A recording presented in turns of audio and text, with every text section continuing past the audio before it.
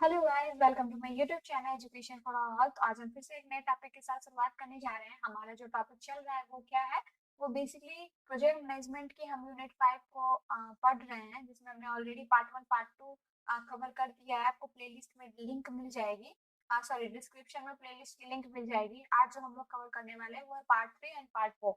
ठीक है, तो हमारा जो आज का टॉपिक है वो है सोशल इनोवेशन एंड सस्टेनेबिलिटी।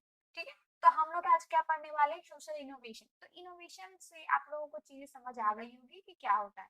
तो इनोवेशन मतलब क्या होता है, टू क्रिएट न्यू थिंग्स, ठीक है, फिर to develop new things, to deploy new things. ठीक है, मतलब आप क्या करते हो, कुछ क्रिएटिव करते हो। ठीक है, किस पे, एग्जिस्टिंग रिजल्ट पे, एग्जिस्टिंग प्रोसेस पे, एग्जिस्टिंग प्रोडक्ट पे कुछ नया, या फिर कह लो कुछ क्रिएटिविटी आप उस एग्जिस्टिंग फेनोमेना या फिर एग्जिस्टिंग प्रोसेस या एग्जिस्टिंग जो ऑनगोइंग प्रोसेस चल रही हैं उस पे आप क्या करते हो, कुछ इम्प्लीमेंटेशन करते हो, कुछ नया डिप्लॉय करते हो, जिससे आप क्या कर सको, एग्जिस्टिंग रिजल्ट को और भी बेहतर कर सको। ठीक है, यही होता है इनोवेशन का मतलब। ठीक है, अब है आपका सोशल इनोवेशन। तो सोशल इनोवेशन क्या होगा, तो जो सोशल सेक्टर में हम लोग क्या करते हैं, कुछ क्रिएट करते हैं, कुछ नया क्रिएट करते हैं, कुछ नया डेवलप करते हैं, कुछ नया डिप्लॉय करते हैं। किस पे, तो एग्जिस्टिंग प्रोसेसेस पे, एग्जिस्टिंग प्रोडक्ट पे, एग्जिस्टिंग एग्जिस्टिंग ऑनगोइंग ऑपरेशन पे, जिससे हम क्या कर सके, बेटर रिजल्ट, मतलब पहले से भी बेटर रिजल्ट को आउटपुट कर सके। ठीक है, आउटपुट करा सके। तो यही होता है आपका बेसिकली सोशल इनोवेशन। तो सोशल इनोवेशन बेसिकली एक तरीके का प्रोसेस है जिससे आप क्या करते हो, इफेक्टिव सॉल्यूशन। क्या होता है, इफेक्टिव सॉल्यूशन। इफेक्टिव सॉल्यूशन को आप डेवलप करते हो, डिप्लॉय करते हो, जिससे आप क्या कर सको, सोशल और इन्वायरमेंटल इशू को आप क्या करो, चैलेंज करो, और एक बेटर रिजल्ट या बेटर पॉजिटिव इम्पैक्ट सोसाइटी पे ला सको। ठीक है, इसके अलावा आप कहो तो सोशल इनोवेशन क्या होता है, तो ये बेसिकली आप क्या करते हो, कुछ नया सॉल्यूशन हाँ का डिजाइन करते हो या इम्प्लीमेंटेशन करते हो, जिस जो किस पे होता है, बेसिकली आपके एग्जिस्टिंग कंसेप्चुअल प्रोसेसेस, प्रोडक्ट, या फिर कुछ ऑर्गेनाइजेशनल चेंज करते हो, जिसका अल्टीमेटली एम होता है किसको, तो इंडिविजुअल या फिर कम्युनिटी के वेलफेयर और वेलबींग को इम्प्रूव करना। ठीक है, तो वेलफेयर और वेलबींग को क्या करना, इम्प्रूव करना। ठीक है, तो यही होता है बेसिकली आपका सोशल इनोवेशन। तो सोशल इनोवेशन इस एक तरीके का प्रोसेस है जिससे आप कुछ नया डेवलप करते हो, इम्प्लीमेंट करते हो, या फिर कुछ नया इफेक्टिव सॉल्यूशन लेके आते हो, जिससे आप सोशल एनवायरमेंटल इशू को क्या कर सको, रिजॉल्व कर सको, बेटर वे में उससे क्या कर सको, सॉल्व कर सको, बेटर आउटपुट लेके आ सको। तो आप जो भी नए सोशल प्रैक्टिसेस आप करते हो, जिसका एम क्या होता है, सोशल नीड को बेहतर तरीके से, ठीक है, बेहतर तरीके से मीट करवाना, या फिर ये कह लो एग्जिस्टिंग रिजल्ट में, एग्जिस्टिंग रिजल्ट को और भी बेहतर या ये कह लो कि एग्जिस्टिंग रिजल्ट को और भी बेहतर करना, और भी ज्यादा पॉजिटिव इम्पैक्ट लेके आना। ठीक है, तो बेसिकली कुछ आइडियाज ऐसे क्रिएट किए जाते हैं जिसका गोल ही क्या होता है कि सिविल सोसाइटी को क्या करना, स्ट्रेंथन करना। ठीक है, या फिर उसको उसका गुड ऑफ विल को क्या करना, एक्सटेंड करना। तो ये होता है आपका सोशल इनोवेशन। ठीक है, तो मैंने आपको बहुत सारी चीजें सोशल इनोवेशन के डेफिनेशन आपको अलग अलग तरीके से मैंने आपको बता दिए हैं। आई होप आप लोगों को चीजें समझ आई होगी, क्लियर हुई होगी। बाकी अगर नहीं हुई हो तो आप कमेंट में जरूर पूछना। ठीक है, तो अब हम पढ़ते हैं कि हमारे बुक में क्या दिया हुआ है। ठीक है, तो सोशल इनोवेशन एक तरीके का प्रोसेस है जिसको डिजाइन किया जाता है, जिससे आप क्या कर सको, सोशल सेक्टर में कुछ क्रिएटिविटी ला सको। ठीक है, सोशल सेक्टर में कुछ नया क्रिएशन करो, नया इम्प्लीमेंटेशन करो, जिसका मेन ऑब्जेक्टिव क्या होता है, जिससे आप क्या कर सको, कुछ ज्यादा तरीके के मैनी पर्सपेक्टिव लेके आओ, अलग अलग तरह के रिसोर्सेज लेके आओ, जिससे प्रॉब्लम को क्या किया जा सके, सॉल्व किया जा सके। ठीक है, उसके बाद आता है क्या, सोशल इनोवेशन एक तरीके का इनिशिएटिव है। ठीक है, जो चैलेंज किसको करता है, सोशल इशू को चैलेंज करता है, और साथ ही क्या कंट्रीब्यूट करता है, इसमें आप क्या करते हो, नए नए रूटीन्स को, ठीक है, डिफाइन करते हो, नए रिसोर्सेज लाते हो, ठीक है, या फिर ये कह लो अथॉरिटी का बिलीफ क्या रहता है कि वो एक नया सोशल सिस्टम को वो क्या कर सके, इंट्रोड्यूस कर सके, कैसे, अपने क्रिएटिविटी माइंड से या अपने क्रिएशन से, या फिर जो भी सोशल सेक्टर में नई इम्प्लीमेंट की गई है, न्यू डिप्लॉयमेंट की गई है, उससे सोशल सिस्टम को क्या किया जा सके, बेटर किया जा सके, ठीक है।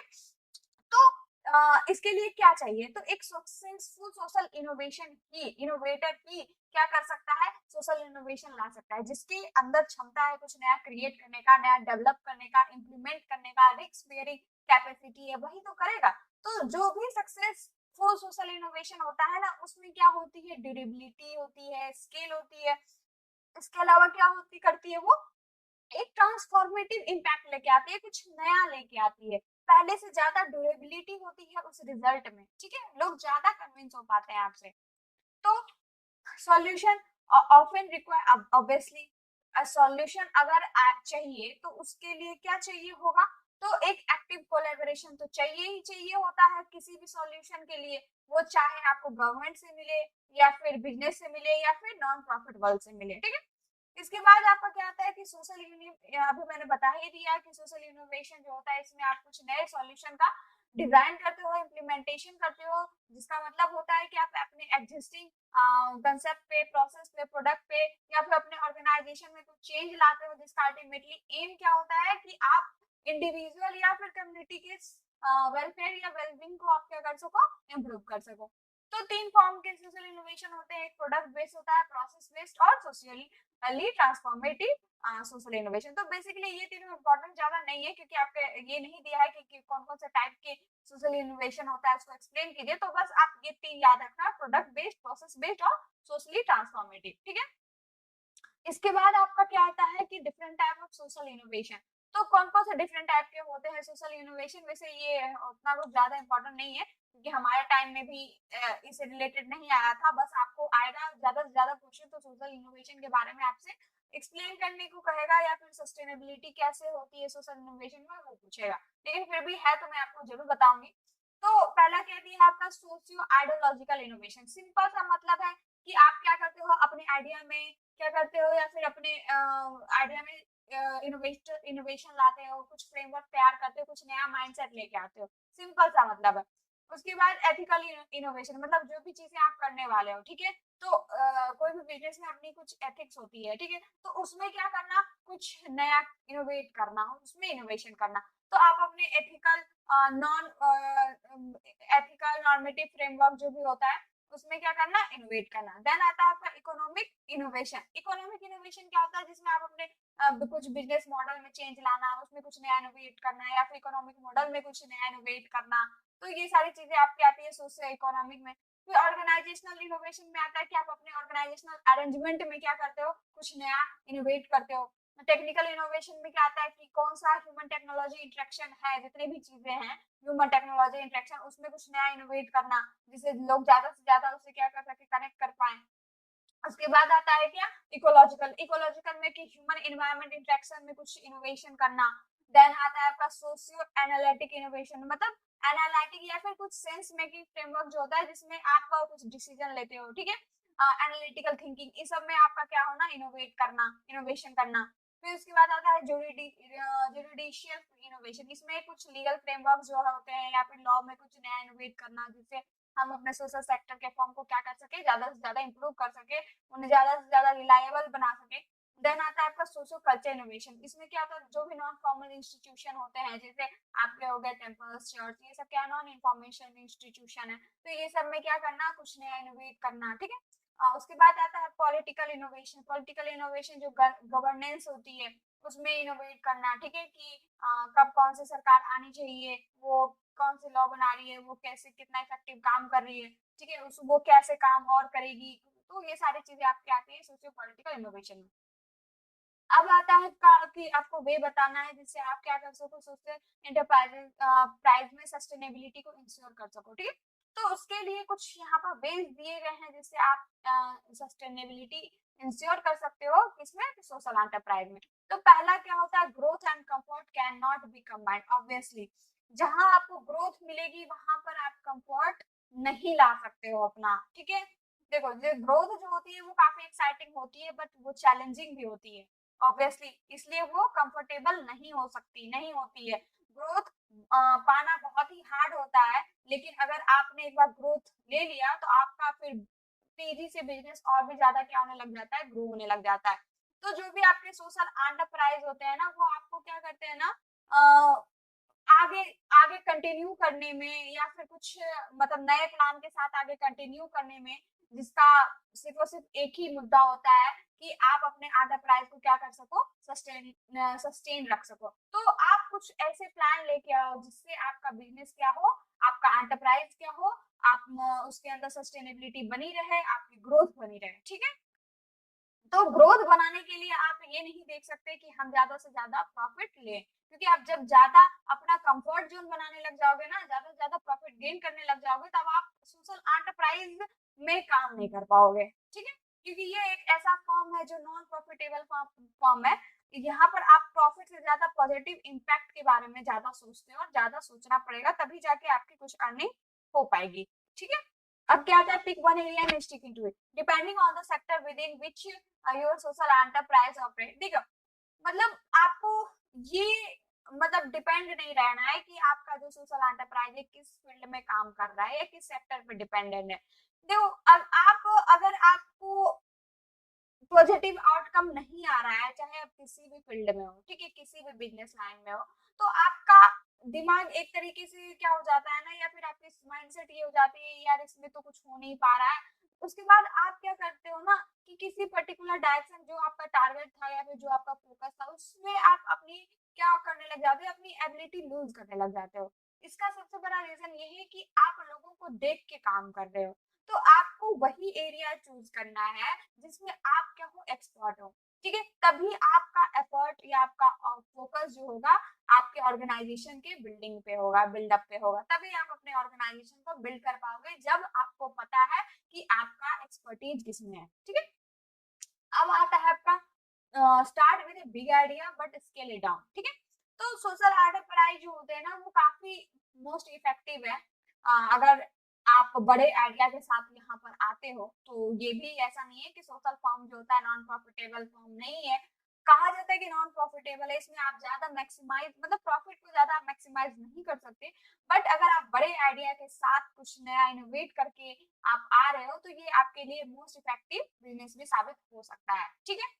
And while that big idea, और ये बिग आइडिया तभी परफेक्टली अचीव होगा जब आपका एम हो कि आप अपने ऑर्गेनाइजेशन को एक लिमिट में सस्टेन रख पाओगे, ठीक है।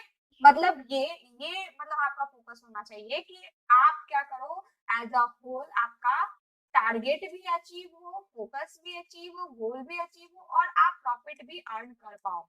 क्योंकि प्रॉफिट जब आप अर्न नहीं कर पाओगे तब आप बिजनेस को एग्जिस्ट ही नहीं कर पाओगे, सस्टेन नहीं रख पाओगे, ठीक है। तो आपको बड़े आइडिया के साथ आना है, लेकिन वो बड़ा आइडिया आपका तभी परफेक्टली अचीव होगा जब आपका फोकस ये रहेगा कि आपकी ऑर्गेनाइजेशन की जो सस्टेनेबिलिटी है वो क्या हो, लंबे समय तक बनी रहे। और उसके लिए आपको क्या चाहिए, आपको एक बड़ा आइडिया चाहिए या कुछ ऐसे थिंकिंग चाहिए जिससे आप ऑर्गेनाइजेशन की सस्टेनेबिलिटी बनाए रख पाओ, ठीक है। चौथा क्या है आपका, don't stay from the business purpose. अब देखो सोशल एंटरप्राइज के हिसाब से आप क्या हो, एक अगर किसी भी बिजनेस के ऑनर हो, तो अगर आपको अपने ऑर्गेनाइजेशन की सस्टेनेबिलिटी क्रिएट करनी है या मेंटेन करके रखनी है, तो आपको हमेशा कॉन्स्टेंटली अपने आप को रिमाइंड करते रहना है कि आपका बिजनेस पर्पस क्या है, ठीक है। आप क्यों हो इस लाइन में। तो अगर आप अपने बिजनेस पर्पस से या गोल से आप थोड़ा बहुत भी इधर उधर होते हो, तो आपको क्या होगा, सामना करना पड़ेगा, लॉस सहना पड़ेगा।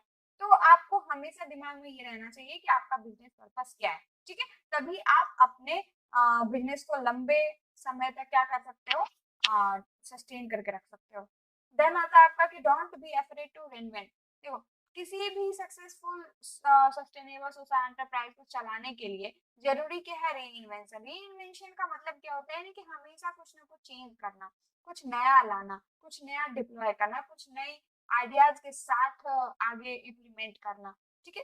क्योंकि आप एक चीज से अगर आप बिजनेस लाइन में हैं, चाहे वो कोई भी बिजनेस लाइन हो, चाहे वो एंटरप्रेन्योर हो, बिजनेस वाली या फिर सोशल वाली, ठीक है, आपको हमेशा क्या चाहिए, ए के साथ बी प्लान रहनी ही रहनी चाहिए, ठीक है। और ए प्लान में भी हमेशा क्या होना चाहिए, आप हमेशा day to day, time to time, ठीक है, आपको मार्केट के हिसाब से खुद को री इन्वेंट करते रहना चाहिए, खुद को नया इम्प्लीमेंट करते रहना चाहिए, खुद में नया डिप्लॉय करना चाहिए, खुद एक नया आइडिया के साथ आना चाहिए, ठीक है।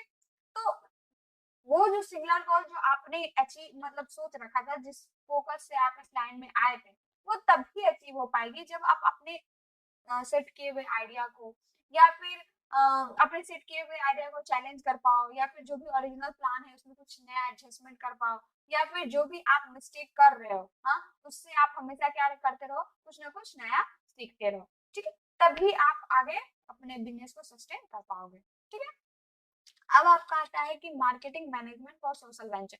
सोशल वेंचर के लिए मार्केटिंग मैनेजमेंट क्या होता है, तो सबसे पहले हम जानते हैं कि मार्केटिंग मैनेजमेंट क्या होता है। तो मार्केटिंग मैनेजमेंट का सिंपल से मतलब है कि वो सारी एक्टिविटी का मैनेजमेंट जो किससे रिलेटेड हो, मार्केटिंग से हो, ठीक है। मार्केटिंग से रिलेटेड जितनी भी एक्टिविटीज होती है उसका ही मैनेजमेंट हम क्या कहते हैं, मार्केटिंग मैनेजमेंट। इसमें क्या क्या आता है, इसमें आप क्या करते हो कि प्लानिंग करते हो, ऑर्गेनाइजिंग करते हो, डायरेक्टिंग, फिर कंट्रोलिंग, जितनी भी एक्टिविटीज होती है मार्केटिंग से रिलेटेड, मार्केटिंग मैनेजमेंट के से रिलेटेड, उसको आप क्या करते हो, प्लान करते हो, ऑर्गेनाइज करते हो, डायरेक्ट करते हो, कंट्रोल करते हो, जिसका रिजल्ट ये आता है कि आपको क्या मिलता है, आप लोगों को क्या प्रोवाइड करते हो, good and services, and exchange of offer में आपको क्या मिलता है, वेल्थ मिलता है, ठीक है, या फिर जो आप चाहते हो वो आप गेन कर पाते हो। तो मार्केटिंग मैनेजमेंट में भी आपको कुछ यहाँ पे एक्टिविटीज इन्वॉल्व है, ठीक है।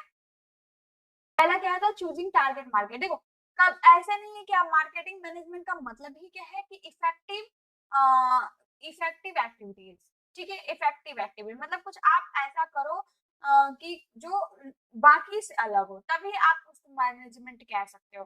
तो जो भी मार्केटिंग मैनेजमेंट की एक्टिविटीज होती है वो सबसे पहले स्टार्ट कहाँ से होती है कि टारगेट मार्केट के फाइनलाइज से, ठीक है। मार्केटिंग में सबसे पहला देखा क्या जाता है, सबसे पहले फाइनलाइज क्या किया जाता है कि टारगेट मार्केट, ठीक है, जहां हम सबसे ज्यादा, जहां से हम ज्यादा से ज्यादा प्रॉफिट गेन कर पाए। तो सबसे पहले हम क्या करते हैं, टारगेट मार्केट को फाइनलाइज करते हैं। उसके बाद आता है growing customer in target market. जब टारगेट मार्केट चूज कर लेते हैं तो उसके बाद आता है हमारा मार्केटिंग प्रोसेस, ठीक है, जिसमें हमारा जो स्टेप होता है वो होता है कि नंबर ऑफ कस्टमर को क्या करना, इंक्रीज करवाना, इंक्रीज करना, ठीक है। अब वो कैसे होंगे, तो हमें क्या करना है ना, उन कस्टमर का उस कस्टमर के नीड, वांट्स और डिमांड को लगातार क्या करते रहना, एनालाइज करते रहना है, और उन्हें क्या देना है, एक सेटिस्फेक्शन देना है। हमारा इंपॉर्टेंस क्या होना चाहिए कि हम कस्टमर को क्या करें, सेटिस्फेक्शन दे सकें, ठीक है, तभी हम क्या कर सकते हैं, अपने आगे बिजनेस को वो प्रॉफिटेबल बना सकते हैं, ठीक है। क्योंकि बिजनेस में मार्केटिंग बहुत इंपॉर्टेंट होता है, बहुत ही ज्यादा इंपॉर्टेंट, क्रूशियल जिसको कहते हैं ना वो होता है। अगर मार्केट आपका बहुत सही है, मार्केटिंग मैनेजमेंट आपकी बहुत सही है, तो आपका बिजनेस एकदम जिसको कहते हैं दौड़ जाएगा, वो होगा। उसके बाद आप आता है क्रिएटिंग सुपेरियर वैल्यू। इसके बाद मार्केटिंग मैनेजमेंट के तीसरे स्टेप में आता है आपका क्रिएटिंग सुपेरियर वैल्यू, जिसका मतलब क्या होता है, आप अपने प्रोडक्ट में कुछ स्पेसिफिक वैल्यू क्या करना, क्रिएट करना, जिससे आप अपने प्रोडक्ट को जो भी मार्केट में कंपिटिटर्स प्रोडक्ट है उससे बेहतर बनाना। देखो, जैसे कि एक आदमी है, ठीक है, वो भी क्या बेच रहा है, बिस्किट बेच रहा है, ठीक है, दूसरा जो है वो भी बिस्किट बेच रहा है, हाँ। तो अब ए और बी के बीच में क्या है, कंपटीशन है। तो ए को अगर अपना बिजनेस बढ़ाना है तो उसको अपने बिस्किट में, ठीक है, कुछ नया क्या करना होगा, इन्वेंट करना होगा, नया डिप्लॉय करना होगा, या फिर कुछ नई सर्विसेज देनी होगी, या फिर कुछ नया क्वालिटी देनी होगी, ठीक है, तभी वो बी को क्या कर पाएगा, कंप्लीट कर पाएगा। तो इसका क्या मतलब होता है कि हम अपने प्रोडक्ट में कुछ स्पेसिफिक वैल्यू को क्रिएट करते रहे, जिससे हम मार्केट में जो कम्पिटिटर प्रोडक्ट है उससे बेहतर साबित कर पाए अपने प्रोडक्ट को, ठीक है। ये तीन चीजें होती है। उसके बाद आता है आपका कि इसके ऑब्जेक्टिव क्या है, ठीक है। तो पहला क्या आता है, अट्रैक्टिंग न्यू कस्टमर। ऑब्वियसली जो सबसे इंपॉर्टेंट ऑब्जेक्टिव होता है मार्केटिंग मैनेजमेंट का, कि हम ज्यादा से ज्यादा नए कस्टमर को क्या करें, अट्रैक्ट करें, जिससे हमें हमारा जो प्रोडक्ट की सेल है वो ज्यादा से ज्यादा बढ़े, ठीक है। उसके बाद आता है सेटिस्फाइंग डिमांड ऑफ कस्टमर। उसके बाद अनदर इम्पोर्टेंट ऑब्जेक्टिव होती है मार्केटिंग मैनेजमेंट की कि हम अपने जो कस्टमर है वो क्या कर उनको क्या कर सके, सेटिस्फाई रख सके, जिससे वो हमारे कंपनी के प्रोडक्ट के साथ लंबे समय तक क्या रह सके, एसोसिएट रह सके, हमारे साथ जुड़े रहे। उसके बाद आता है प्रॉफिटेबिलिटी। तो यह बहुत ही नेसेसरी है किसी भी बिजनेस को ग्रो करने के लिए या फिर किसी भी फॉर्म को ग्रो करने के लिए प्रॉफिट कमाना। तो it is necessary to earn profit. तो ऑब्वियसली किसी भी बिजनेस के ग्रोइंग के लिए या फिर उसको डाइवर्सिफाई के लिए प्रॉफिट अर्न करना जरूरी है, और साथ ही उस बिजनेस को कैसे मेंटेनेंस उसका अच्छे तरीके से, उसके लिए भी क्या जरूरी है, प्रॉफिट। तो इस पर्पस के लिए कंपनी को सबसे ज्यादा जरूरी होता है कि मार्केट मैनेजमेंट के बारे में जानना, कि किस तरीके से वो वेरियस मतलब वेरियस मार्केट टारगेट को, मतलब वेरियस टारगेट मार्केट को वो क्या कर सके, अचीव कर सके। तो उनके किसी भी कंपनी को सबसे पहले ज्यादा जरूरी होता है कि मार्केट मैनेजमेंट को जानना, देन उसके बाद कि कैसे वेरियस मार्केट टारगेट अचीव किया जा सके वो जानना। ठीक है। अब क्या आपका मैक्सिमाइजिंग मार्केट शेयर। ठीक है, मार्केट शेयर क्या होता है, तो जो सबसे मोस्ट इंपॉर्टेंट तो मैंने आपको बता ही दिया, कस्टमर अट्रैक्शन। उसके बाद आता है आपका जो इम्पोर्टेंट ऑब्जेक्टिव होता है मार्केटिंग मैनेजमेंट का, कि उसमें मार्केट शेयर को मैक्सिमम करना। तो इस पर्पस के लिए कंपनी क्या करती है ना, डिफरेंट डिफरेंट टूल्स का इस्तेमाल करके वो मार्केट मतलब अपने प्रोडक्ट के मार्केट सेल को क्या करती है, वो मैक्सिमाइज करती है। और वो कैसे करती है, मार्केट इकोनॉमी के साथ कंपैरिजन करके। ठीक है, कि कौन सी मार्केट कब ज्यादा अपर मतलब अप लेवल पे जाने वाली है, या फिर कौन सा सेल कब कितने लेवल पे जा रहा है, या कब वो सेल कम होगा, या फिर कौन कंपटीटर में है। तो ये सारी चीजें जब आपको इसका रिवैल्यूएशन या फिर सारी नॉलेज, ऊपर नॉलेज होगी, तो आप क्या कर सकते हो, मार्केट शेयर को मैक्सिमाइज कर सकते हो। ठीक है। उसके बाद क्या आता है आपका, या ये कह लो ना, मार्केट में कंपटीशन बनाना। अगर आप मार्केट में कंपटीशन बना के रखे हुए हो तो मतलब आप बिजनेस में हो। ठीक है, और प्रॉफिट में भी। उसके बाद क्या आता है, creating a good public reputation. Obviously public is the more important, क्योंकि मार्केट में पब्लिक से ही तो क्या करना है, गुड रिलेशनशिप बनानी है। तो पब्लिक रेपुटेशन बहुत इंपॉर्टेंट रोल करता है किसी भी कंपनी के ग्रोथ में, क्योंकि if the company has stood, अगर कोई कंपनी खड़ी है तो उसके पास क्या है, एक गुड पब्लिक फिगर है। इसका मतलब उसके पास ज्यादा से ज्यादा चांसेस है ग्रो करने के लिए, और ज्यादा से ज्यादा चांसेस है कि वो अपने बिजनेस को डाइवर्सिफाई कर सकता है। लेकिन अगर बैड रेपुटेशन है तो मार्केट में सरवाइव करना ना मुश्किल ही नहीं, नामुमकिन है। ठीक है। अब क्या आता है कि आप marketing, what do you understand by marketing for social entrepreneurship. Social entrepreneurship के लिए मार्केटिंग क्या है और उसके कुछ प्रैक्टिसेस आपको बताने हैं। ठीक है। तो मार्केटिंग फॉर सोशल एंटरप्रेन्योरशिप क्या है, तो मार्केटिंग बेसिकली जो होता है ना वो किस फील्ड में है, सोशल फील्ड में। ठीक है।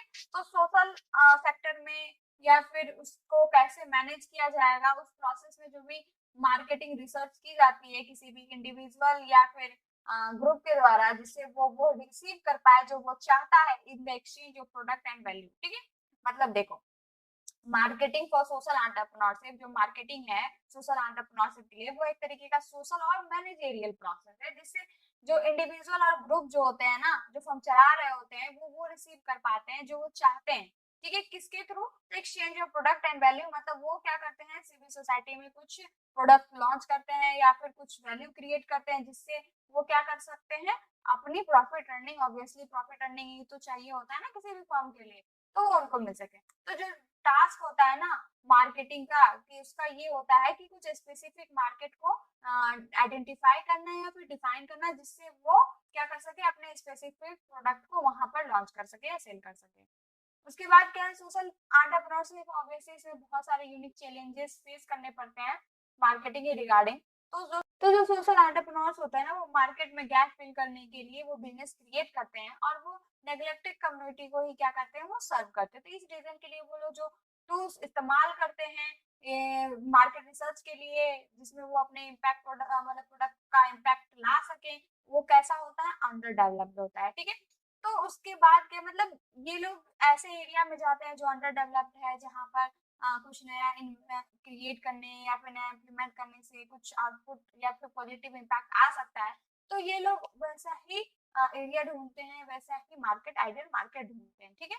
तो when defining audience for social enterprises, मतलब सोशल एंटरप्राइज के लिए जब आप ऑडियंस डिफाइन करते हो, तो आपके दिमाग में क्या होना चाहिए कि आप कस्टमर और कम्युनिटी जिसपे आप इम्पैक्ट डालने वाले हो या फिर आप जो करने वाले हो वो दोनों आपके दिमाग में क्लियर डिफाइन होने चाहिए, ठीक है। तभी आप क्या कर पाओगे, पॉजिटिव रिजल्ट या फिर अपने मार्केट को टारगेट कर पाओगे। देन क्या था आपका कि कौन कौन सी प्रैक्टिसेस हैं जो इस फील्ड में की जाती है। तो पहला क्या है, आपको प्रोडक्ट और सर्विस पे फोकस रखना है। इसका मतलब ये है कि आपको हमेशा अपने प्रोडक्ट और सर्विस में क्या रखना है, हाई क्वालिटी क्रिएट करके रखनी है। देन आपको उससे रिलेटेड टारगेट मार्केट को आइडेंटिफाई करना है, उस हिसाब से प्राइसिंग देनी है एंड देन अपने बेस्ट डिस्ट्रीब्यूशन या फिर मार्केटिंग चैनल की हेल्प से आप उसको कस्टमर तक क्या कर सको, पहुंचा सको या फिर उन्हें बेच सको, ठीक है। उसके बाद आपका क्या आता है, शोकेस सोशल इम्पैक्ट स्टोरी। तो ऑब्वियसली एक पावरफुल स्टोरी बहुत ही इम्पोर्टेंट होती है कोई भी मार्केटिंग के लिए। ये एक तरीके का मैग्नेट का काम करती है, ठीक है। मतलब आप कुछ भी अगर आपको बेचना है तो उससे रिलेटेड कोई स्टोरी बना दो, पावरफुल स्टोरी, तो वो ज्यादा से ज्यादा कस्टमर का अटेंशन ड्रॉ करती है। और साथ ही ये क्या करती है, आपको लंबे समय तक अपने एंटरप्राइज को सस्टेन रखने में भी क्या करती है, हेल्प करती है, ठीक है। उसके बाद आता है बी ट्रांसपेरेंट। ऑब्वियसली आपको हमेशा क्या रखना है अपने ऑर्गेनाइजेशन में या फिर अपने रिजल्ट में क्या रखना है, ट्रांसपेरेंट रखनी है, जो आपको क्या बिल्डअप करके देती है, क्रेडिट बिल्ड करके देती है। तो market campaign won't get the response if nobody trust you. Obviously market campaign तब तक मतलब कोई रिस्पॉन्स नहीं देगा जब तक कोई भी आप पे ट्रस्ट नहीं करेगा। और आपको ट्रस्ट बिल्ड करने के लिए आपको अपने क्या करना है, फॉर्म को ट्रांसपेरेंट रखना ही रखना होगा। तो अगर आप ट्रांसपेरेंट रखते हो तो आप क्या करते हो, आप ट्रस्ट बिल्ड करते हो और टाइम के साथ आपको आपको ज्यादा से ज्यादा ऑडियंस मिलते हैं और ज्यादा से ज्यादा लॉयल कस्टमर आपको मिलते हैं, ठीक है। उसके बाद क्या आता है आपका, utilize digital marketing strategy. Obviously digital marketing बहुत ही इफेक्टिव होता है आज के टाइम में और साथ ही ये कॉस्ट एफिशिएंट मार्केटिंग मीडियम भी है। तो key to choosing best digital marketing platform, मतलब अगर आपको बेस्ट डिजिटल मार्केटिंग प्लेटफॉर्म चुनना है तो उसके लिए सबसे पहले आपको टारगेट ऑडियंस के बारे में क्या होना चाहिए, पता होना चाहिए, ठीक है। और उसका डिमांड क्या है, ठीक है, वो भी पता होना चाहिए। देन आता है आपका build a consistent social enterprise brand, ठीक है। तो इसके बाद आपका क्या है, build a consistent social enterprise brand. तो ब्रांडिंग जरूरी नहीं है कि वो क्या हो, एक्सटेंसिव हो या फिर एक्सपेंसिव हो, लेकिन कुछ स्मॉल अमाउंट के टाइम अगर आप अपने ब्रांड में डेवलप करने के लिए लगा रहे हो तो ये क्या होगा, आपको लंबे समय तक रनिंग प्रोसेस में रखेगा, ठीक है। अब आप ये समझोगे कि कुछ स्मॉल अमाउंट में आपको डेवलप कर रहे हो तो बियॉन्ड द बेसिक, मतलब जो भी ब्रांडिंग एक्टिविटीज में जो आता है, जैसे नेम चूज करना, लोगो लगाना, फिर कलर स्कीम लगाना, इन सब के अलावा आपका बेस्ट थिंग जो होना चाहिए कि आपको ब्रांड की कंसिस्टेंसी कैसे मेंटेन रहे, उस पर आपका फोकस होना चाहिए। ना कि ये कि ब्रांडिंग कर दिए तो अब ये सस्टेन रहेगी, तो ऐसा नहीं है। ब्रांडिंग करने के बाद भी चीजें खराब होती है। आपका फोकस होना चाहिए कि ब्रांड की कंसिस्टेंसी बनी रहे। तो वो कैसे बनेगी, जब आपके प्रोडक्ट में दिन ब दिन क्वालिटी बढ़ेगी, ठीक है। उसके बाद क्या था आपका spend money on marketing. Obviously आपको कुछ भी करने के लिए हो, चाहे मार्केटिंग हो या फिर कुछ भी, उसमें आपको क्या चाहिए, मनी चाहिए ही चाहिए होता है, ठीक है। तो you need to leverage a marketing strategy. Obviously आपको बहुत जरूरी है कि मार्केटिंग स्ट्रेटेजी पता होनी चाहिए, जिससे आप वर्ल्ड को ये बता सको कि आप क्या कर रहे हो और कैसे वो लोग, मतलब कैसे कस्टमर आपके बिजनेस को या फिर सोशल मिशन को वो सपोर्ट कर सकते हैं, ठीक है। तो ये हो गया आपका टॉपिक कंप्लीट। इसके बाद हम लोग कवर करेंगे पार्ट 5, जिसमें हम लोग पढ़ने वाले हैं रिस्क मैनेजमेंट के बारे में। एंड देन आपका एक और टॉपिक आएगा जो होगा legal framework for social venture, ठीक है। अगर इसमें कहीं से कोई दिक्कत आए इस वीडियो में या फिर आपको कुछ चीजें समझ नहीं आ रही हो तो कमेंट में पूछना, ठीक है। एंड ऐसे ही आप लोग पढ़ते रहिए और अगर वीडियो अच्छी लगे तो लाइक कर दीजिए, शेयर कर दीजिए, सब्सक्राइब कर दीजिए। एंड आज के लिए बस इतना ही, मिलते हैं नेक्स्ट वीडियो में, तब तक के लिए बाय बाय।